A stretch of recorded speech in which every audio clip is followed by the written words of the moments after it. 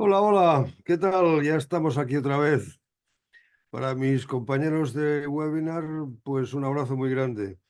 Y para los que no me conozcan, bueno, pues así lo podrán hacer. Me he planteado una serie de, sí, he dejado los webinars temporalmente para aportar otra manera de comunicar mis ideas sobre astrología. Por eso lo llamo actualizar la astrología. Vamos a empezar entonces. Lo primero que quiero hacer es aportar otro ritmo a mi comunicación sobre la astrología, lo que he podido aprender, lo que todavía me falta mucho por aprender. Y lo primero que sugiero es prestar atención a la época en que estamos. ¿En qué tiempo estamos? Pues en el tercer milenio de la era cristiana. No tiene sentido dejar de tener en cuenta Copérnico, Galileo, Newton, Einstein, Heisenberg, etcétera, etcétera. Porque este es el momento donde estamos. Momento de los computadores cuánticos, de los supercomputadores, el momento que es del latón, ¿cómo se llama esto? Una milésima de nanosegundo, que le dieron el premio Nobel a tres físicos este año. Este es el momento en que estamos. Entonces, en base a esto, me he permitido pues hacer como una revisión de la astrología. Empezando pues por dignidades, qué son constelaciones y qué son signos, qué es el zodíaco en realidad, qué es la carta natal, eso de los signos positivos y negativos, femeninos o masculinos, lo de la interceptación, planetas cerca de las cúspides de las siguientes casas, casas ocultas, el grado 29, toda esta serie de cosas. He empezado a preparar ya una serie de vídeos que los iré colgando del canal, pues uno o dos por semana. Aquí tienen mi correo electrónico por si tienen alguna, en fin, una cuestión que preguntarme o comunicarme o decirme, en fin, no están de acuerdo en absoluto con lo que digo, porque bueno, eso es, lo que digo es mi opinión, quiero decir, puedo equivocarme, ¿no? Y por si tuvieran algún interés en mis clases, doy 8 clases por semana, clases de astrología, iniciación, progresiones, psicoastrología, médica, etcétera, ¿no? Bien, vamos a empezar con un chiste. Aquí tenemos dos modelos de navío. A la izquierda, un modelo de navío fenicio, allá por el primer milenio antes de Cristo. Con lo cual, incluso antes, ¿no? Ya hace 3 o 4 mil años ya de esto, ¿no? Y a la derecha, hasta ahora, hoy día, el transatlántico más grande del mundo, el Wonder of the Seas.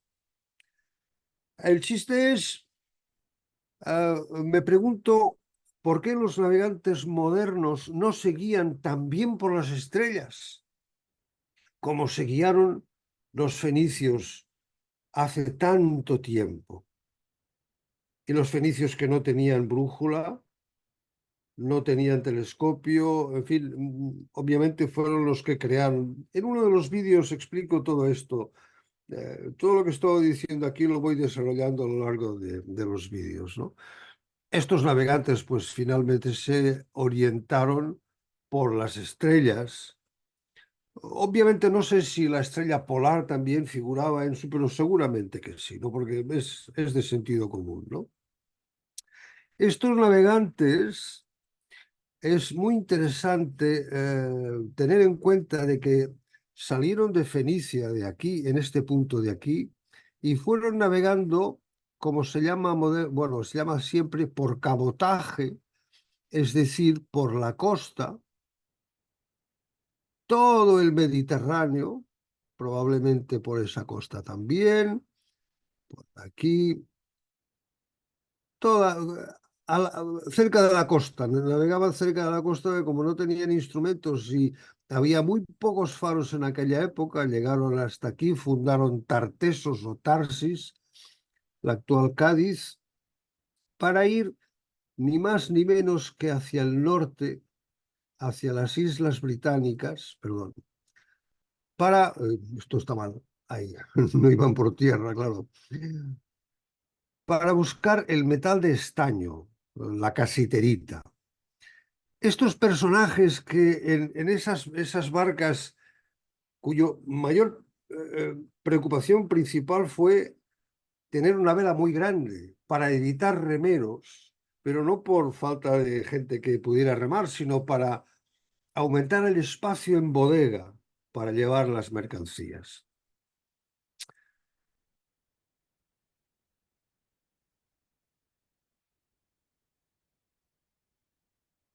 Este es el universo, o sea, la respuesta a ese chiste la podría dar un niño de 6 años.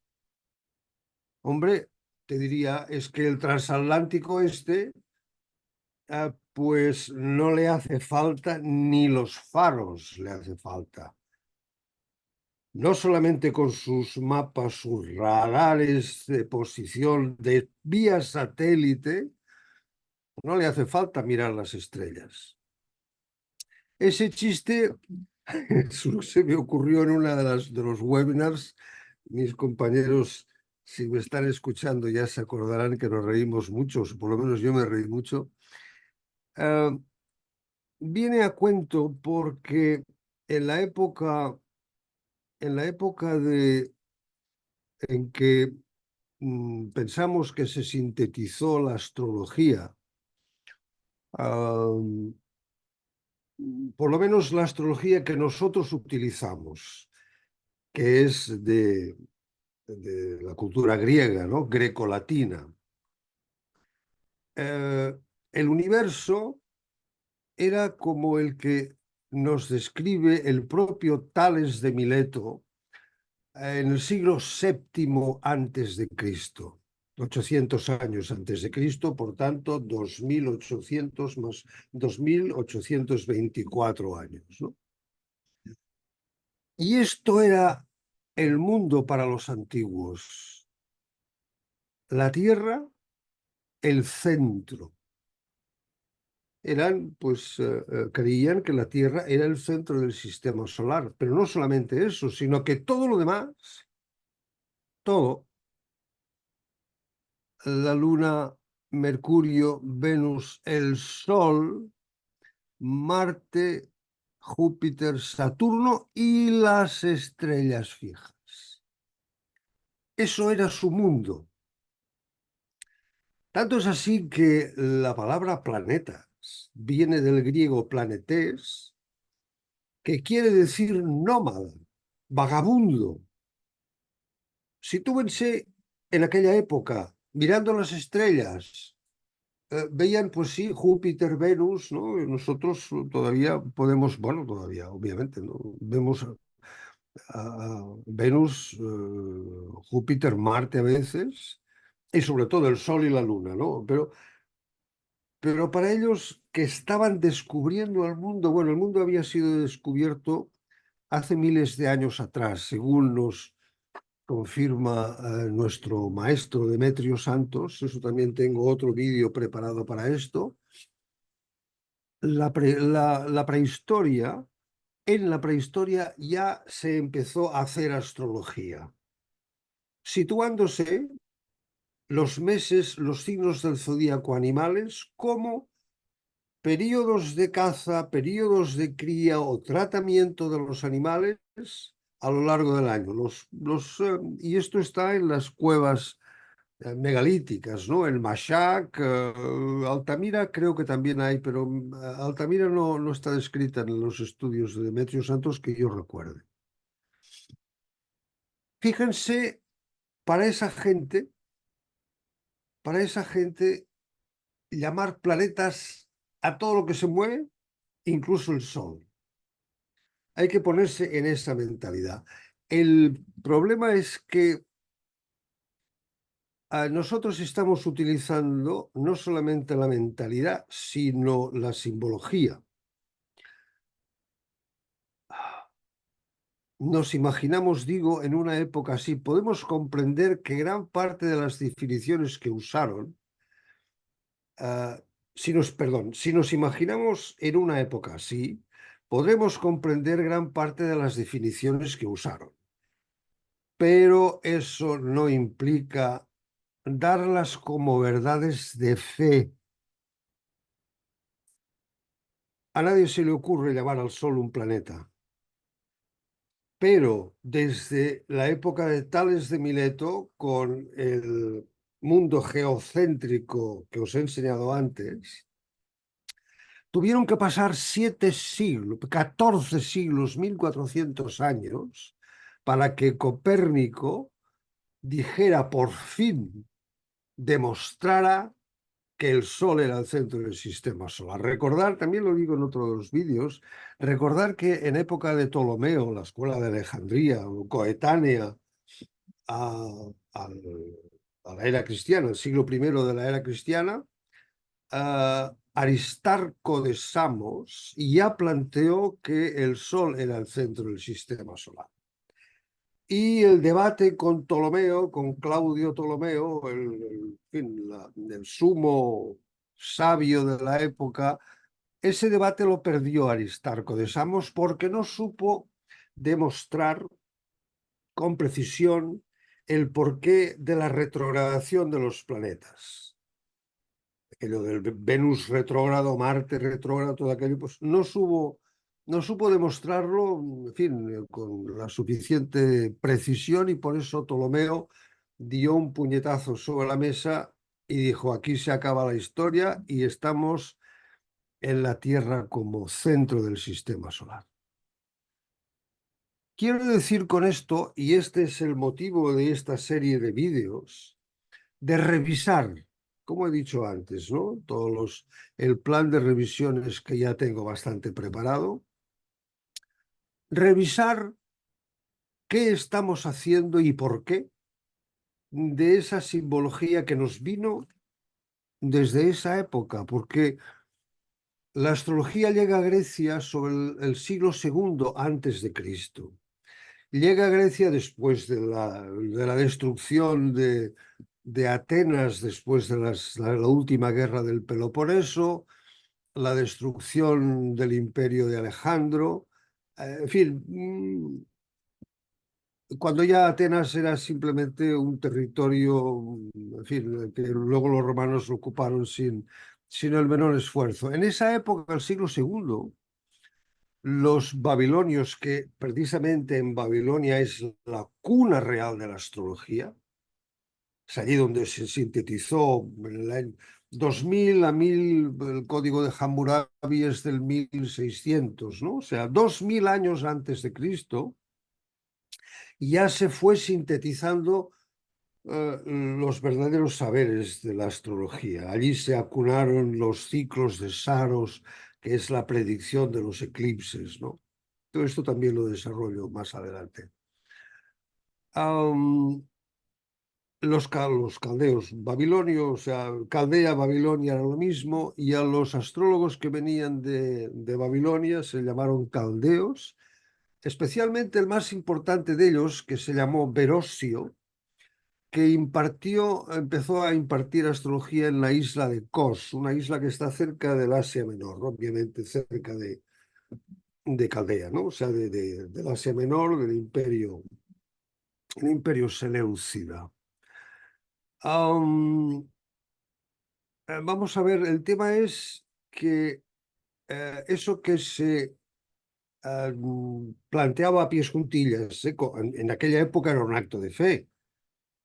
Era un acto de fe porque, en fin, no había otra cosa en que creer, con lo cual la gente creía eso. Lo que pasa es que nosotros hemos levantado la vista al cielo eh, en, en la época, en esas épocas anteriores en Grecia, los astrónomos miraban al cielo para aprender cómo ese cielo influía en la Tierra y proporcionar una vida mejor a sus habitantes.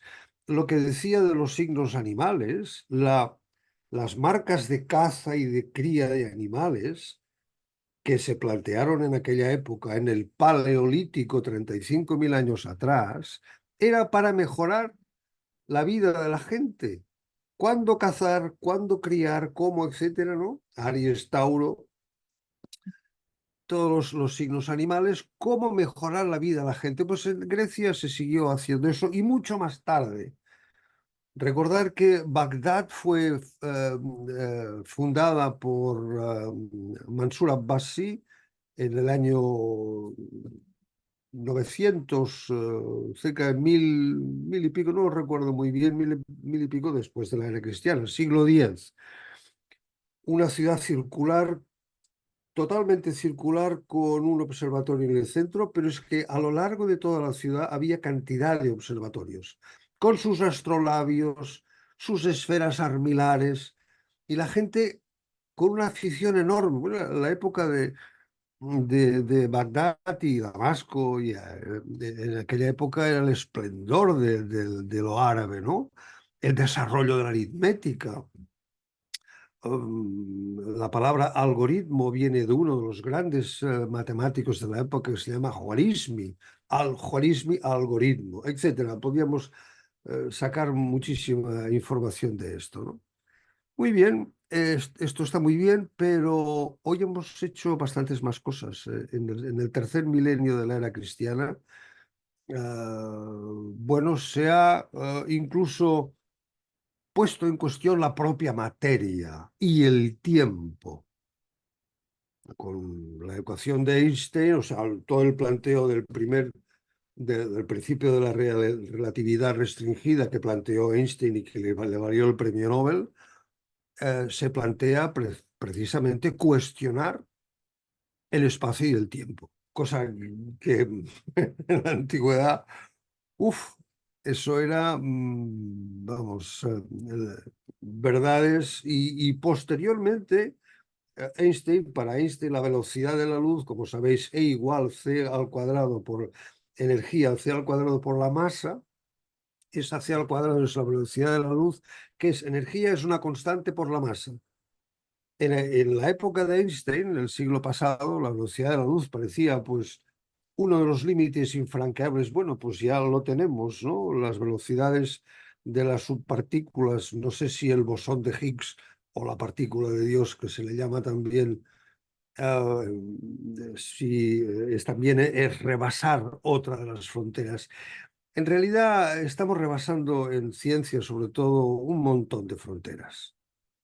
Y lo que yo me planteo precisamente es esto, que las definiciones que nos vienen de los griegos grecolatinos, hemos de darlas como una verdad de fe o adaptarlas a nuestra época, porque nosotros vivimos ahora, aquí. No vivimos hace 2000 y pico años, no, vivimos ahora. Esta es mi planteo, ¿no? Por ejemplo, el tema de las dignidades. Eh, para mí, yo cuando estudiaba astrología en el 75, pues ahora sí, esto 40 años, ¿no? 73, casi, sí, unos 50 años que empecé a estudiar astrología con mi maestro.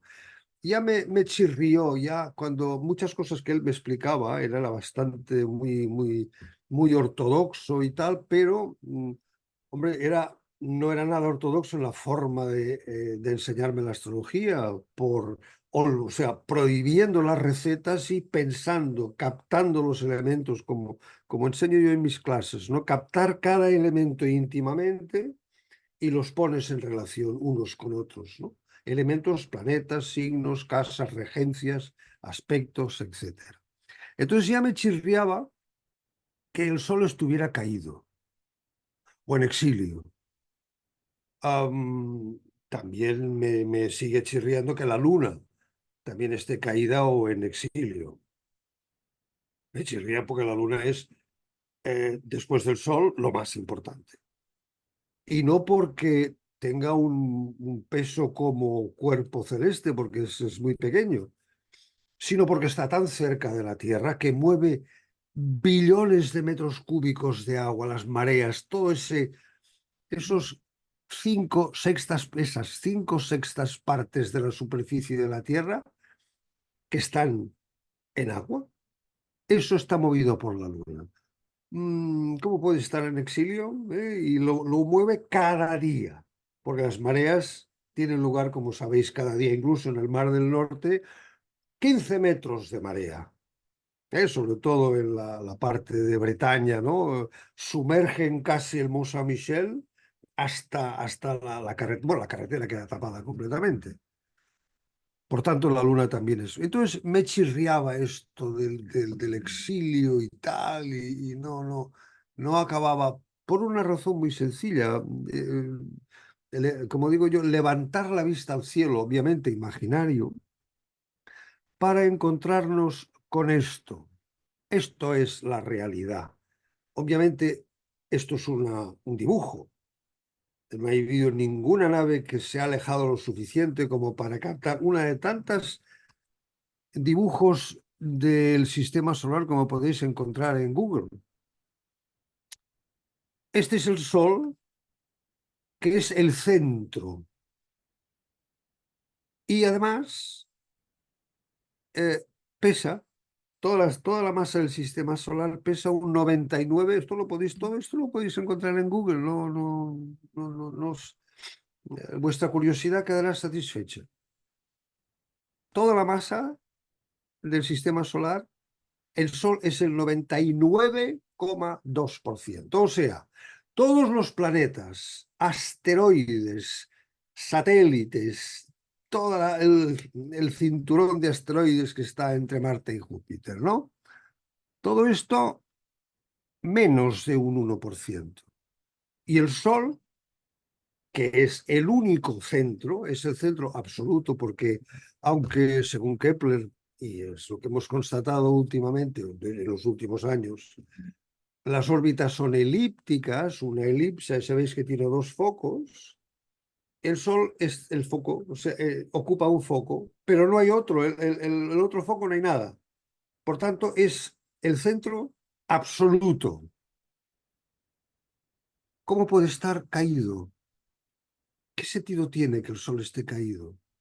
Claro, está caído para aquella civilización hace 2000 años, para los cuales el Sol era uno más. Habéis visto en aquella gráfica de Tales de Mileto, ¿no? Era uno más, uno más.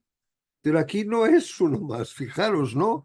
Mercurio, Venus, la Tierra, Marte, cinturón de asteroides, Júpiter, Saturno, Urano, Neptuno y Plutón. El Sol no es uno más, no es el centro. Con lo cual, eso de caído y tal, en fin, yo cuestiono esta situación. O sea, en mis clases el Sol es el Sol y la Luna es la Luna. Cuando hacemos interpretaciones, interpretamos al Sol en cualquier signo, desarrollando las características del signo en la centralidad del Sol. Y la Luna, todo lo que es la simbología emocional del niño o la niña de la Luna, según cada signo.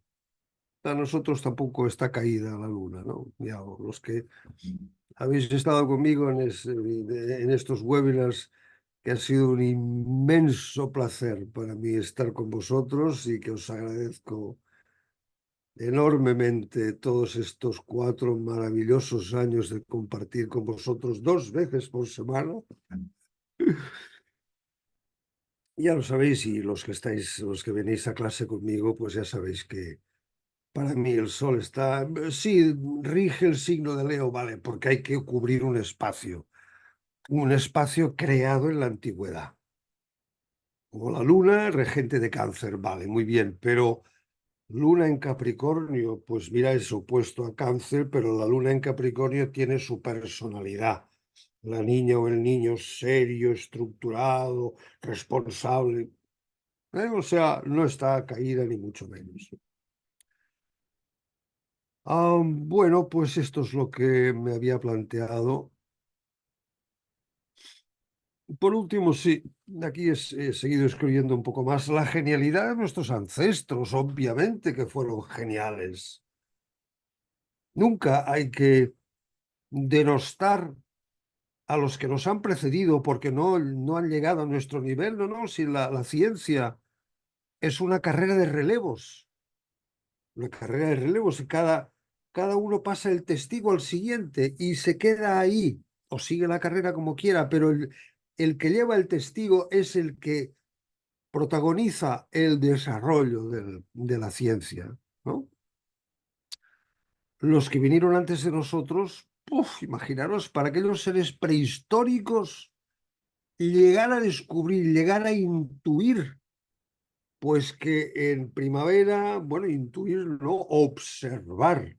En primavera es cuando se esquilan los carneros, ¿no? Cuando se hacen los tratamientos, no entiendo yo en esto, ¿no? Pero, etcétera, el siguiente signo es Tauro, donde hay toda una tecnología sobre el vacuno, ¿no? Las granjas de vacuno, etcétera, ¿no? ¿Cómo llegaron a deducir? Porque esto lo veían todos los días, obviamente eran granjeros, ¿no? Eran granjeros y pastores y lo observaban, pero la genialidad fue deducir que en tal mes, wow, estamos haciendo esto con estos animales o vamos a cazar estos otros animales en el otro mes. Vaya, esa deducción es la genialidad y es lo que ha impulsado la ciencia. Por eso decimos que el método científico que hoy utilizamos como muy desarrollado y con la regla de falsación de Karl Popper para desarrollar la tecnología a partir de la ciencia pura, desarrollamos la tecnología que es la ciencia aplicada en base al método científico. Bueno, pues los griegos ya utilizaban todo esto en el sentido de observar, dudar y comprobar. Esta era la genialidad de los antiguos y todo eso para lo mismo que hicieron todos los astrólogos del mundo, tratar de mejorar la vida en la Tierra. Astrólogos, astrónomo es el que mide y nombra. Y si además ese astrónomo es astrólogo, además de medir y nombrar, interpreta la posición de los astros para mejorar la vida en la Tierra. Ese es el objetivo, nada más. Muchísimas gracias por vuestra atención. Um, observen y obsérvense. Se me ha ocurrido, se me van ocurriendo frases y cariños, ¿no? En cada uno de los final de estos vídeos. Y por último, me pregunto yo en la actualidad, ¿por qué ese divorcio entre el astrólogo y el astrónomo? El del astrónomo lo comprendo, porque después de la recuperación de la astrología al final del siglo XIX, se hizo con prisas, mal, con un afán de lucro desmedido y por tanto los astrónomos, la ciencia pura, ciencia universitaria, bueno, nos miran con recelo y creo que tienen razón. Yo estuve trabajando en la cátedra de astronomía porque quería deducir los grados de exaltación de los planetas y fui a ver al catedrático de astronomía que me recibe muy bien. Claro, yo llevaba el salvoconducto de mi doctorado en ingeniería química y me recibió, pero me dijo, es que si no me hubieras dicho que eras ingeniero, me hubiera puesto el chip antiastrólogo, el vale retro, ¿no? Muchas gracias por esta atención y espero que esto sea de utilidad. Nos vemos cuando queráis. Chao, chao.